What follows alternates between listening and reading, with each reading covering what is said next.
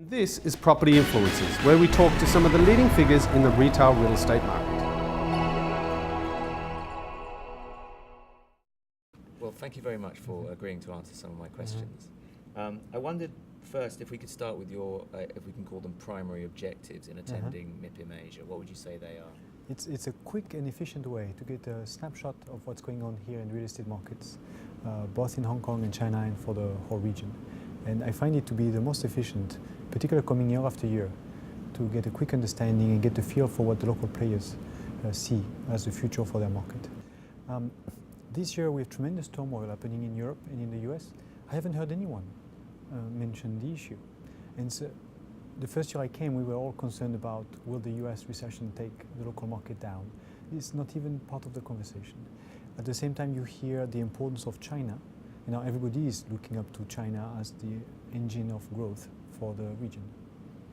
And talking globally, how do you see those current economic conditions globally having an impact on the Asian property markets over the coming year? Yeah, so it's a question of what kind of capital flow do we expect in this region, and we've seen recently lots of flow from the rest of the world into the region because of a strong expectation of growth, even though in the last few months there's been a calm down in some of the major markets. But Australia and New Zealand in particular have attracted lots of capital. These are small markets. It's not going to keep being the destination. There's a lot of enthusiasm for secondary cities in China, but I think maybe a lesson I learned here this year is enthusiasm for the discerning investor. Lots of heterogeneity in the perspective for growth across the secondary markets in China. Very little conversation outside of China because even the secondary cities in China are such big local economies. And what are the other trends you've noticed across sectors, say? The housing sector is always on the horizon.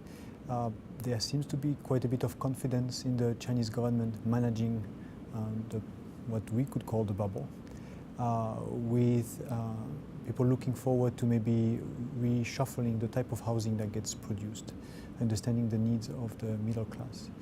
I think there's still lots of growth in the retail sector, lots of luxury still, because of all the demand for such product. In the office market, a very tight supply in Hong Kong, and that's going to persist for a number of years. So not much perspective of pricing becoming easier.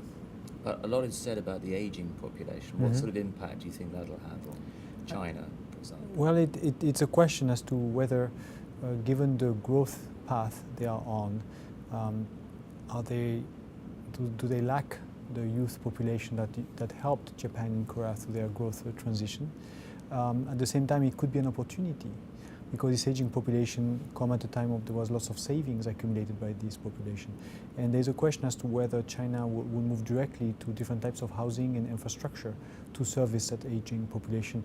I think this is where the government needs to pay attention, and they are paying attention to this issue. Do you see sustainable development as a key issue, and is it being grasped enough, would you say?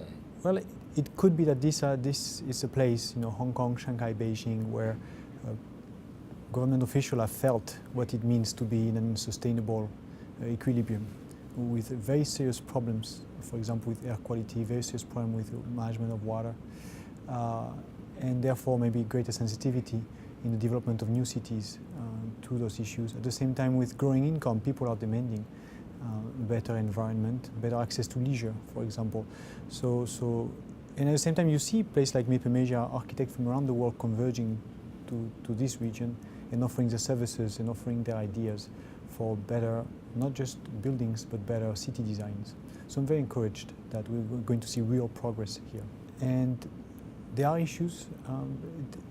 They put on hold the reforms during the crisis to manage the crisis. And I think it's a key issue is what happens to the leadership in the country over the next 2 years, whether we see it going back or whether we see the country taking on the reforms and continuing the path that they were on before the crisis. Great. Thanks for your time. Thank you.